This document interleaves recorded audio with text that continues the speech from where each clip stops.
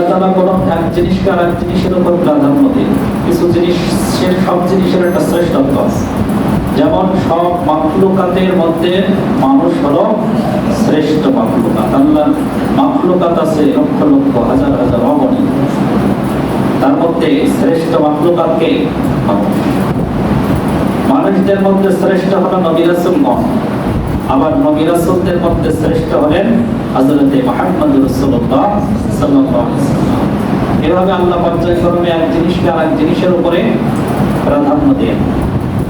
সপ্তাহে 7 দিন, 7 দিনের মধ্যে শ্রেষ্ঠ দিন যে 12টা মাসের মধ্যে শ্রেষ্ঠ মাস, মর্যাদার দিক থেকে, সওয়াবের মাহাত্ম্যের দিক থেকে একমাত্র সম্মানিত মাস রমাদান মাস। এরপর দিনের মধ্যে, সারা বছরের সব দিনের মধ্যে শ্রেষ্ঠ একটা দিন আছে। দিনটা কি? আরাফাতের দিন। আরাফাতের দিনের চেয়ে শ্রেষ্ঠ কোনো দিন নেই। মানে সব দিনের মধ্যে শ্রেষ্ঠ দিন আরাফাতের দিন। আরাফা দিন। সব রাতের মধ্যে এরকম শ্রেষ্ঠ একটা রাত আছে। সেই রাতটা হলো লাইলাতুল কদরের রাত। এই রাতের সমতুল্য আর কোনো রাত নেই। এজন্য তাফসীরের মধ্যে আসছে, আল্লাহ যে ইসরাঈল বলেছেন খায়রুম মিন আলফি শাহর, লাইলাতুল কদর হলো 1000 মাসের চেয়ে শ্রেষ্ঠ। কেমন মাস? যে মাসের মধ্যে রমাদান নেই, ওইরকম 1000 মাস যে মাসের মধ্যে এরকম লাইলাতুল কদর নেই। লাইলাতুল কদর নেই এরকম 1000 মাসের চাইতেও শ্রেষ্ঠ একটা রাত, সেটা হলো লাইলাতুল কদরের রাত। সুবহানাল্লাহ। সেই রাতটাই আমাদের সামনে আগমন করছে। এটাই আমাদের জীবনের শেষ সুযোগ, শেষ সুযোগ, শেষ ভালো যাক, সব ভালো যাক। লাইলাতুল কদর রাত আসলে করতাম, সেটা নিয়ে শেষে বিস্তারিত আলোচনা করবো ইনশাআল্লাহ। দলিল দিয়ে হাদিস থেকেই বিস্তারিত আমরা শুনবো ইনশাআল্লাহ, যে কোনটা লাইলাতুল কদরের রাত হিসাবে আমরা বেছে নেব, কোন সিদ্ধান্তটা নিলে আমাদের জন্য কল্যাণকর হবে, সেই বিষয়ে আমরা আলোচনা করবো ইনশাআল্লাহ। তার আগে এই সূরার মধ্যে যে আলোচনা আল্লাহ করেছেন সেটা বিষয়ে কিছু আলোচনা করি। কদর এর শাব্দিক অর্থ হলো তাকদীর, ভাগ্য, বরকতময়, কল্যাণময় এবং পরিবর্তনময়। কদর মূলত পরিবর্তন করে। আল্লাহ পৃথিবী সৃষ্টির 50,000 বছর আগে পৃথিবীতে কি ঘটবে সব লিখিত আছে, যেটা কখনো পরিবর্তন হবে না। কিন্তু লাইলাতুল কদর এমন একটি রাত যেখানে আল্লাহ ইচ্ছামতো পরিবর্তন করতে পারে।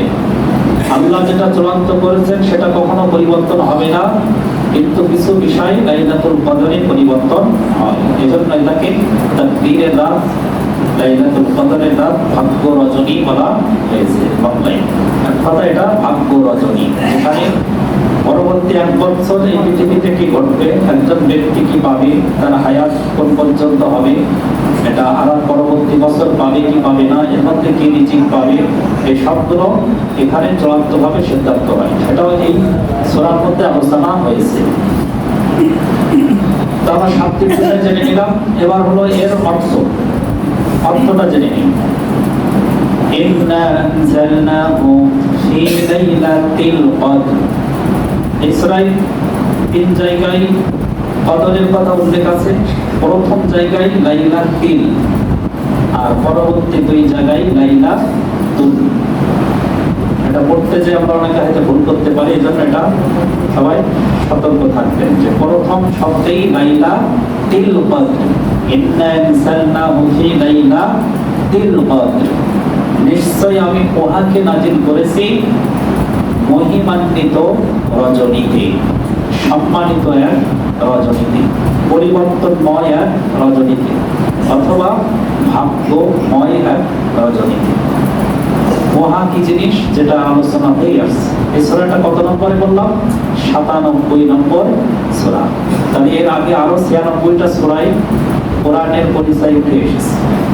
এজন্য এখানে আর কোরআনের নাম বলিনি। অর্থের মধ্যে, ইঙ্গিতের মধ্যেই বোঝা যাচ্ছে যে ওহাটা কি, সেটা কি ইঙ্গিতে বোঝা যাচ্ছে। এর আগে আমরা সূরাতুল বাকারায় 185 নম্বর আয়াতে জেনেছি যে ইন্না আনজালনা শাহরু রমাদানাল্লাযী উনজিলা ফীহিল কুরআন। এই সেই রমাদান যে মাসে নাজিল হয়েছে কোরআন। এখানে কোরআনের নাম স্পষ্ট করা আছে এবং মাসের নামটাও স্পষ্ট আছে, কিন্তু এই একটা মাসে কোন রাত ওই আয়াতে নির্ধারিত নেই। তো ওই আয়াতের ব্যাখ্যা হলো যে রমাদানে আল্লাহ কোরআন নাজিল করেছে, ওটা আমরা পেয়েছি রমাদান মাসে, কিন্তু সেটার ব্যাখ্যা আল্লাহ লাইলাতুল কদরে দিয়েছে। সূরা হাদীদের মধ্যেও আছে, ইন্না আনসালনাহু ফি লাইলাতিন মুবারাকা বলা হয়েছে, এই রাতকে মুবারাকা রাত বলা হয়েছে। সেটাও কি লাইলাতুল কদরে অত্যন্ত বরকতপূর্ণ রাত। ওখানেও নির্ধারিত আছে যে লাইলাতুল মুবারাকা, যেটা একটা বরকতপূর্ণ রাত। ইন্না আনসালনাহু ফি লাইলাতিল কদর, নিশ্চয়ই আমি উহাকে নাজিল করেছি লাইলাতুল কদরে। তাহলে এখানে একটা পেয়ে গেলাম যে এক মাসে রমাদান মাসে কোরআন নাজিল হয়েছে, কিন্তু সেটা দিনে নয়, তখন রাতে। সে রাতটার নাম কদর, সে রাতটার নাম হলো কদর। এরপর আল্লাহ প্রশ্ন তুলেছেন, ওয়ামা আদরাকা মা লাইলাতুল কদর। এবার রাতের পরিচয় দিচ্ছে যে সেই রাতটা কত দামি। আপনি কি জানেন সেই রাতটা কি? রাতের পরিচয় আল্লাহ দিয়েছেন এক কথায়, লাইলাতুল কদরি খায়রুম মিন আলফি শাহর। এটা হাজার মাসের চেয়েও খায়র, কল্যাণময়, হাজার মাসের চেয়েও শ্রেষ্ঠ, হাজার মাসের চাইতেও দামি, হাজার মাসের চাইতেও বরকতময়। এটা কয় হাজার উল্লেখ নেই, এটা 1000-এর সীমাবদ্ধ নয়। আলফি শাহর হলো কি হাজার হাজার হতে পারে। 1000 যদি ধরি তাহলে 1000 মাসে হয় 83 বছর 4 মাস। 1000 মাসে 83 বছর 4 মাস। তবে এই 1000 মাসও যদি ধরি, যেহেতু এখানে 1000 মাস বলা হয়নি, বলা হয়েছে কি হাজার হাজার। কত হাজার সেটা আল্লাহ ভালো জানে।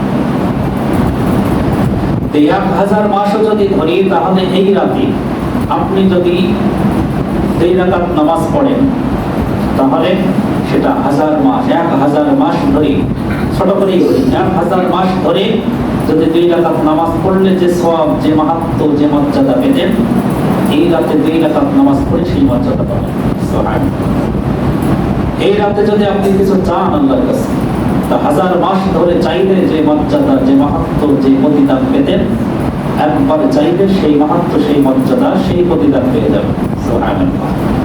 এই রাতে যদি আপনি 10টা টাকা দান করেন, 1000 মাস ধরে দান করলে যে সওয়াব পাইতেন, 10 টাকা একবার দান করে সেই সওয়াব পেয়ে যাবেন।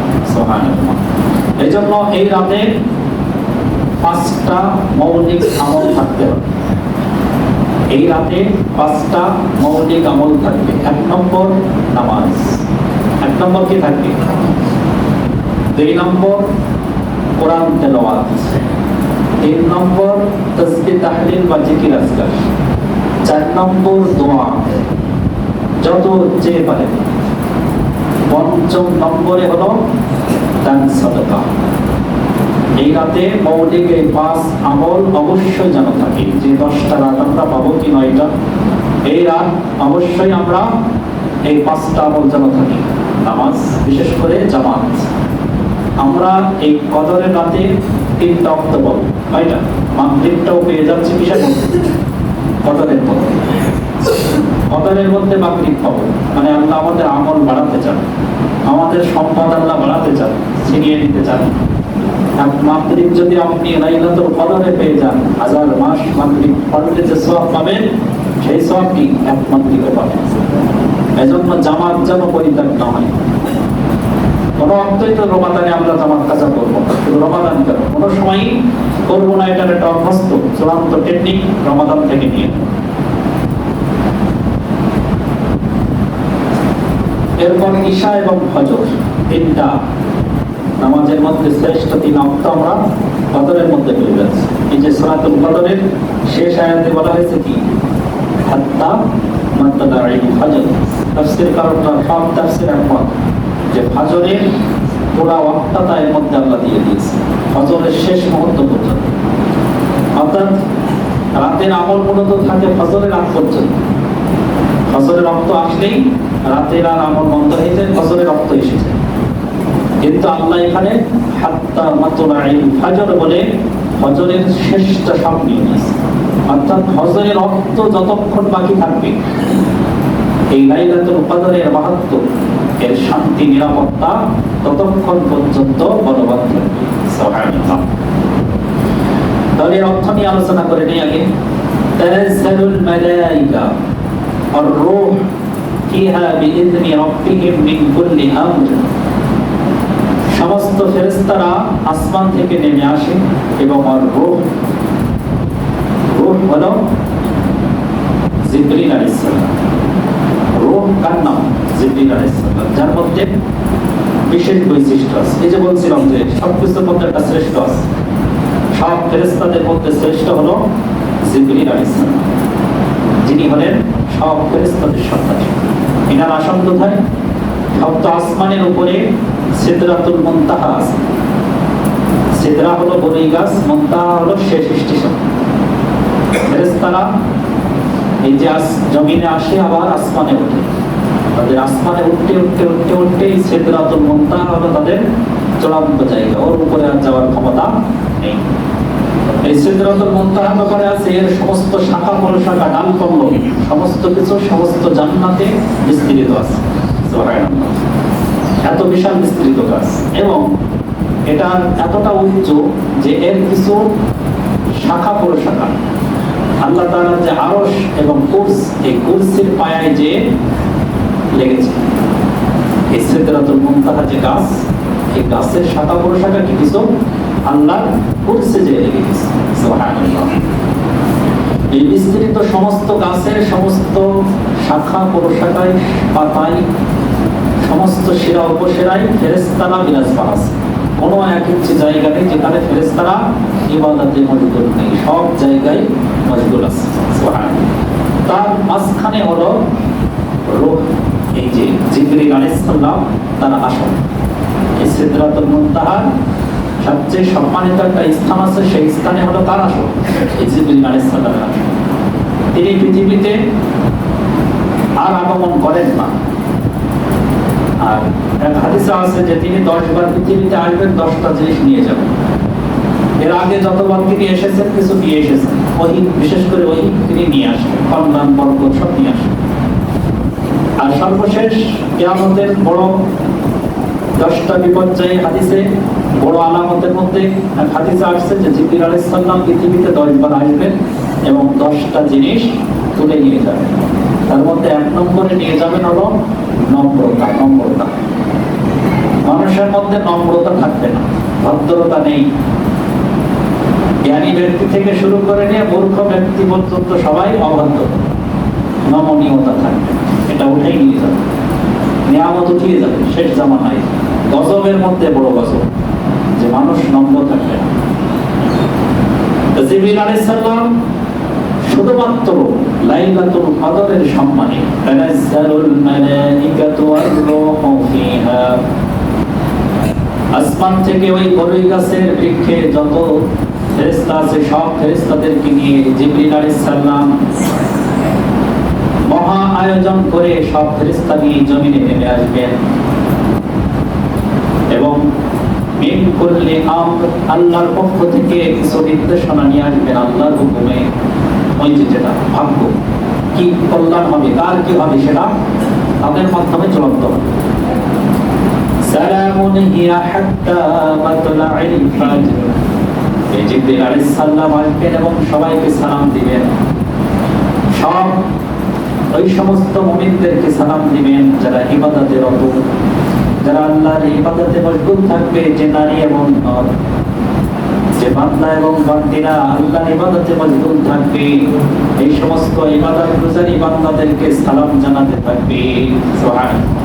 জিবরিল আলাইহিস সালাম এবং একদল ফেরেশতা সব পৃথিবীর সব জায়গায় বিস্তার লাভ করবে আর সালাম দেবে। এমনকি তাফসীরের মধ্যে আসছে জিবরিল আলাইহিস সালাম এই ইবাদতগুজারি বান্দাদেরকে মুসাফা করতে করতে যাবে। সুবহানাল্লাহ। এই মুসাফার আলামত যদি বুঝতে চান তাহলে যে মুমিন আল্লাহর ইবাদতে পুরো শান্তি লাভ করবে, আল্লাহর ইবাদতে প্রশান্তি অনুভব করে যখন আল্লাহর কাছে কিছু চাইবে, চোখ দিয়ে যখন পানি পড়বে, তখন ওই ব্যক্তি বুঝবে যে জিবরিল আলাইহিস সালাম তার সাথে মুসাফা করেছে। সুবহানাল্লাহ। তার হৃদয়ে প্রশান্তি অনুভব করবে, এমন ভাবে যে সে আল্লাহর মাহাত্ম্য পেয়ে সে নিজের অপরাধ স্বীকার করে চোখের পানি ফেলে দেবে। এই চোখের পানি সবার পড়ে না। যদি আপনার ওই রাতে চোখের পানি আসে, ইবাদতে মজা পান, তাহলে বুঝবেন যে ওই সালাম, ওই মুসাফা আপনি পেয়েছেন। সুবহানাল্লাহ।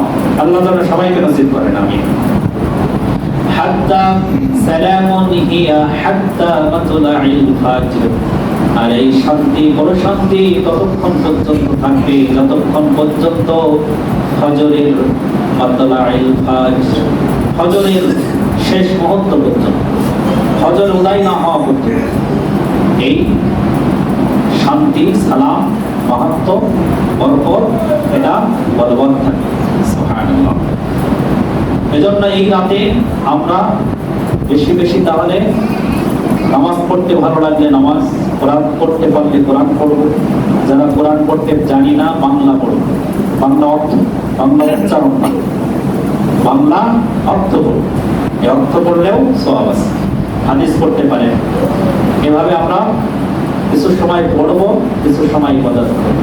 এরপর মাঝে মাঝে দোয়া থাকবে। আর দোয়ার মধ্যে কি থাকবে? ফিলিস্তিনের কথা। অবশ্যই প্রত্যেক দোয়ায় ফিলিস্তিনের বিজয় চাই।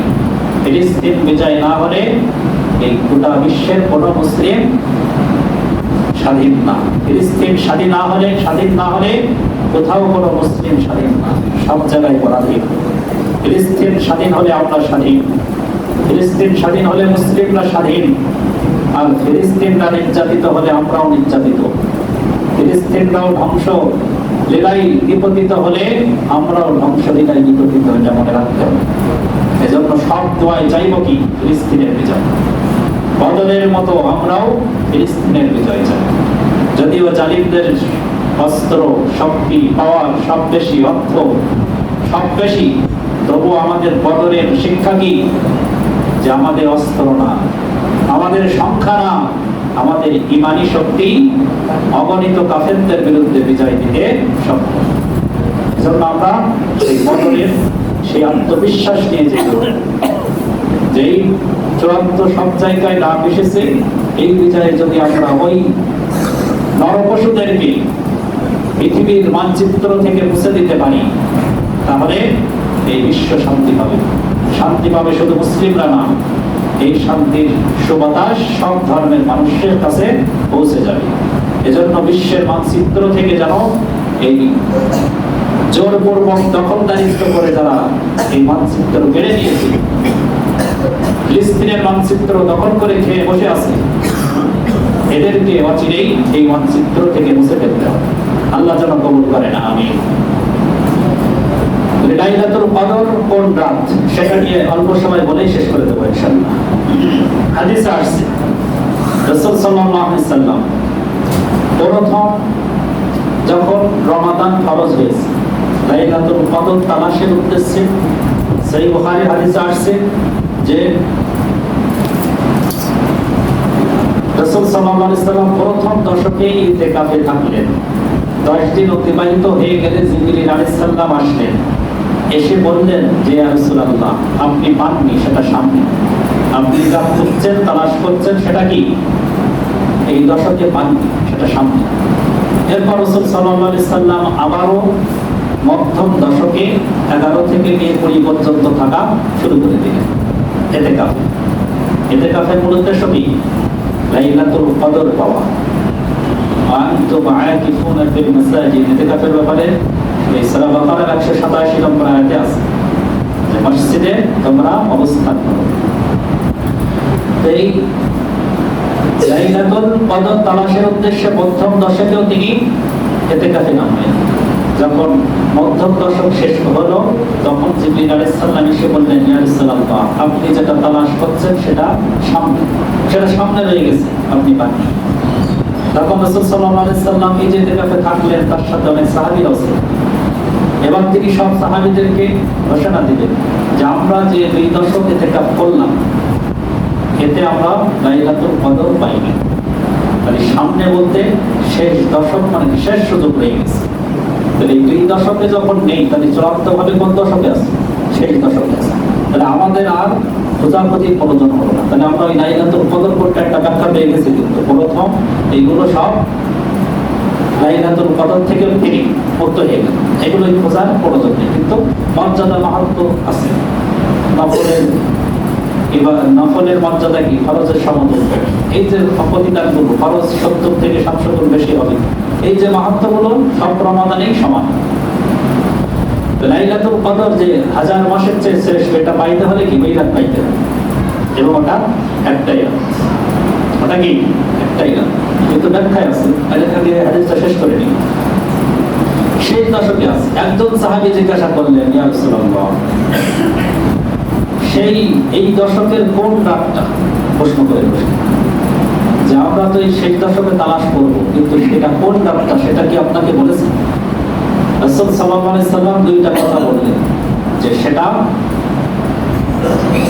এক সপ্তাহ পরের দিন অথবা শেষ সপ্তাহ। তিনটা কথা উঠে এসেছে এই তত্ত্বে। এটা আমি ইবনে কাসির তাফসীর পড়তে পড়তে এই কথাটা পেয়েছি। এর আগে কখনো এটা শুনিওনি পড়িনি। আপনারা শুনেছেন কিনা জানি। প্রথম সপ্তাহ শেষ মানে এক সপ্তাহ পরে যে আছে, অথবা শেষ সপ্তাহ। এই যে একটা কথা, চূড়ান্ত ভাবে এর মধ্যে অনেক তত্ত্ব আছে।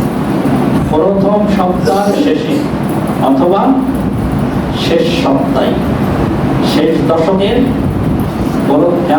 প্রথম সপ্তাহ শেষের দিকে অথবা শেষ সপ্তাহ। এই যে একটা চূড়ান্ত তথ্য এর মধ্যে বেরিয়ে আসে। অর্থাৎ যে কোনো মাহাত্ম বা মর্যাদা আল্লাহ শেষের দিকে রাখে। দুনিয়ারও যে কোনো কর্ম যার শেষ চূড়ান্ত ভালো যায় তার সব ভালো, যার আখের ভালো তার কি সব ভালো। এটা তো হাদিস। শেষ যার ভালো, যে 40 বছর পাপাচারে লিপ্ত ছিল, পরের 20 বছর সেই ইমানদার হয়ে গেছে, তওবা করে সব কিছু ফেলে এখন আল্লাহওয়ালা হয়ে গেছে, এই ব্যক্তিটা ভালো কি? আবার একজন ব্যক্তি 50 বছর খুব ভালো আমল করেছে, নামাজ রোজা হজ কোনো কিছু কম দিই, কিন্তু শেষ দশকে এসে আমল জালিম হয়ে গেছে, নামাজ রোজা তো নেই, কি করে মানুষের বাইরে দেবে এই ধান্দা লেগে গেছে। এই ব্যক্তিটাকে কি বলবেন? ওই 50 বছরের ভালো এর কোনো কাজে আসে? কে বলবে যে এই ব্যক্তি খুব ভালো? এই জন্য শেষ ভালো যার সব ভালো। আল্লাহ তাআলা এই জন্য চূড়ান্ত এই রমাদানের যে মর্যাদা লাইলাতুল কদর, এটা শেষের দিকেই রেখেছে, শেষের দিকেই রেখেছে। এই জন্য মুসনাদে আহমদ বিন হাম্বল রচিত মুসনাদে আহমদের জোরালোভাবে যে হাদিসটা এনেছেন সেটা হলো 29তম তারিখটাই হলো লাইলাতুল কদরের রাত। 29তম কদর রাত হলো লাইলাতুল কদর। এখন আসুন 21তম দিন ব্যাপারেও সহিহ বুখারী মুসলিমের হাদিসেও আছে, 23তমের ব্যাপারও আছে যে কোরআনুল কারীম 23তম রজনীতে নাযিল হয়েছে, 25তমের ব্যাপারেও সহিহ হাদিসে আছে, 27তম ব্যাপারেও আছে, 29তম ব্যাপারেও আছে। কোনো বেজোড় রাতের ব্যাপারে কোনোটা থেকে কোনোটা বেশি না। পড়াশোনা করলে জানা যায় কি, হাদিস যখন আপনি পড়বেন তখন দেখবেন যে কোনোটার চেয়ে কোনোটা কম, বেজোড় সবগুলোই না। এখন আসুন রাসূল সাল্লাল্লাহু আলাইহি সাল্লামের থেকে চূড়ান্ত একটা জিনিস হলো শেষ দশক, এটা একটা। দ্বিতীয় হলো শেষ দশকের বেজোড় রাত, এটা আর একটা চূড়ান্ত। এর চেয়ে আর কমানোর উপায় নেই। শেষ দশক, এরপরে শেষ দশকের বেজোড় রাত, এর চেয়ে কমানোর আর সুযোগ নেই। এগুলো হাতগুলো সব ধারণা, দালিলিক ভিত্তিক ভাবে এর চেয়ে কমানোর আর উপায় নেই। এখন আসুন বেজোড় হতে গেলে আর একটা সমস্যা আছে, সেটা হলো এই যে আলোচনা, হাদিস, শরীয়তের বিধিবিধান, এই সবগুলো কার্যকর হয়েছে কোন দেশে? আরব দেশে। কোথায় বসে? এই যে হাদিসগুলো রাসূল সাল্লাল্লাহু আলাইহি সাল্লাম বলেছেন কোন দেশে? আরব দেশে। এটা বুঝতে হবে, ইসলামের জন্ম হয়েছে আরব দেশে, আর আমরা আছি কোন দেশে? বাংলাদেশে। ওই দেশের সাথে এই দেশের একটা ভৌগোলিক পার্থক্য আছে কিনা, যার কারণে কি হয়, তারা একদিন আগে ইবাদতে লিপ্ত হয়ে যায়, আমরা একদিন পর। তাহলে লাইলাতুল কদরের রাত কয়টা? একটা, একটাই রাত। আর বেজোড়ও হবে কি? একটা। যদি বেজোড় রাতই হয় তাহলে সেটা কি হবে? বেজোড় তো ওরা পাবে নিশ্চিত, হবে কিনা? না ওদেরটা বিপদে চাই, আমাদেরটা ওদেরটা তো হবে নিশ্চিত, ওদের বেজোড়। ওদের যদি বেজোড় হয় আমাদের সেদিন কি হয়? জোড় হয়। যদিও এটারও দলিল আছে যে যেখানেই রাসূল সাল্লাল্লাহু আলাইহি সাল্লাম বলেছেন যে যেহেতু বলেছেন যে বেজোড়া নাস, এখন যেখানেই থাকুক যদি আমরা জানতে না পারতাম যে ওই দেশে কখনো হয় না হয়, যেহেতু হাদিস হলো কি চাঁদ থেকে রোজা রাখো, চাঁদ থেকে রোজা রাখো, এটা কিন্তু 74টা হাদিস আছে।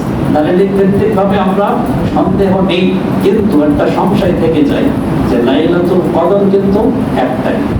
ওরা যদি বেজোড়ে পেয়ে যায় তাহলে আমরা তো সেই দিন জোড়ে। এই জন্য এই লাইলাতুল কদরের ব্যাপারে হাদিসে শেষ দশক টেনে গেছে। রাসূল সাল্লাল্লাহু আলাইহি সাল্লামের জ্ঞান কিন্তু পৃথিবীর শুরু থেকে নিয়ে শেষ পর্যন্ত সব জ্ঞান তার মধ্যে ছিল, তা না হলে তিনি বলে দিতে পারতেন। এই হাদিসটা বলার জন্য যে কোন রাত তাকে দেখানো হয়েছে নাকি তিনি বলবেন, আসলেন বাইরে যে কোন রাত তাকে দেখানো হয়েছে, দেখলেন যে দুইজন তর্কে বিতর্ক লিপ্ত হয়েছে।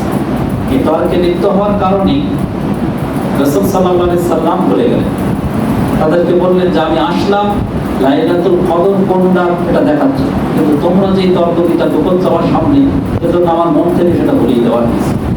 আল্লাহ আমাদের ভুলিয়ে দিয়েছেন সেটা। কিন্তু এই হাদিসের শেষে আবার বলেছেন যে এটা আমাদের জন্য কল্যাণকর, যে আমরা শেষ দশকটা এটা নিশ্চিত। শেষ দশকটা কেন বলেছেন? বেজোড় বলে ক্ষান্ত হননি, শেষ দশকটাও আছে। কেন? এই আমাদের জন্য, যে আমরা যেন সব রাতটাই গুরুত্ব দিই। কারণ আমরা জোড় বেজোড় সব যদি গুরুত্ব দিই তাহলে ওদের বেজোড়ে আমরাও জোড়ে যদি একটা চলে যায় তাহলে সন্দেহ আর থাকলো না। আর ইবাদত করলে তো কোনো ক্ষতি নেই, ক্ষতি আছে। শেষ দশকে আমরা এই গত 2 দশক থেকে শেষ দশকে ইবাদত বাড়িয়ে দেব। আয়েশা রাদিয়াল্লাহু তাআলা আনহা বলেন, রাসূল সাল্লাল্লাহু আলাইহি সাল্লাম শেষ দশকে যত বেশি ইবাদত করতে দেখেছি তত বেশি ইবাদত আমি কখনো কোথাও করতে দেখি। এবং তিনি শুধু নিজে করতেন তা না, সবাইকে জাগিয়ে দিতেন, বাড়ির সবাইকে জাগিয়ে তুলতেন যে তোমরা সবাই ইবাদতে মগ্ন হও। এরপর একটা দোয়া আয়েশা রাদিয়াল্লাহু তাআলা জিজ্ঞাসা করেছিলেন, কি চাইবো আমি লাইলাতুল কদর পাইতে? তা বললেন, আল্লাহুম্মা ইন্নাকা আফুবুন তুহিব্বুল আফওয়া ফাআফু আননি। হে আল্লাহ, আপনি ক্ষমাকারী, শুধু তাই না ক্ষমা করতে পছন্দও করেন, অতএব ফাআফু আননি, আমাকে ক্ষমা করে দিন। এই দোয়াটা মুখস্থ করে করতে পারেন। এরপর ওই যে 5টা আমল বললাম, কি? নামাজ। এরপর লাইলাতুল কদরের সবচেয়ে বড় আমল কি? ফরজ নামাজ জামাতে। লাইলাতুল কদরে ফরজ নামাজ যে জামাতে পড়লো আর একজন জামাত ত্যাগ করে সারা রাত নামাজ পড়লো, কারটা দাম বেশি? যে জামাতে পড়ে আর কোনো নফল পড়ি, তারাবিও পড়ি, তাও এই জামাতে যে পড়লো তার দাম সবচেয়ে বেশি, এটা বুঝবেন। তাহলে জামাতে নামাজ, তাহলে নামাজ পড়বো, এরপর যত তারাবি বলেন, নফল ইবাদত বলেন, সব কথা ফরজ বাদে আর যা করবেন সব কিন্তু লাইলাতুল কদরের নামাজ। যে তারাবিও পড়ি এটাও কি? কদর। কদরের রাতে যে ইবাদতই হবে হবে কি? কদর। এটা মনে রাখবেন। তাহলে নামাজ, এরপরে কোরআন তেলাওয়াত, এরপরে জিকির আজকার, 4 নম্বরে দোয়া, বিশেষ দোয়া। আর দোয়ার মধ্যে অবশ্যই কোনো ফিলিস্তিনের বিজয় থাকে, আবারও বলছি। আর 5 নম্বরে দান সাদাকা। প্রত্যেক রাতে, এখন থেকে আমরা প্রত্যেক রাতে অন্তত 10 টাকা হলেও দান করব। তাহলে ওটা 1000, যদি ওটা লাইলাতুল কদরে পড়ে যায়, 1000 মাস ধরে যদি আমি 10 টাকা দান করে যেতাম, ওই সওয়াব আমি একটানে পেয়েছি। সুবহানাল্লাহ। এজন্য এই 5টা আমল আমরা এই কদরের রাতে যেন থাকি ইনশাআল্লাহ। আমরা শেষ দশকটা সবই লাইলাতুল কদরের জন্য মনোনিবেশ করে নেব ইনশাআল্লাহ। তৌফিক দান করুন, আমিন।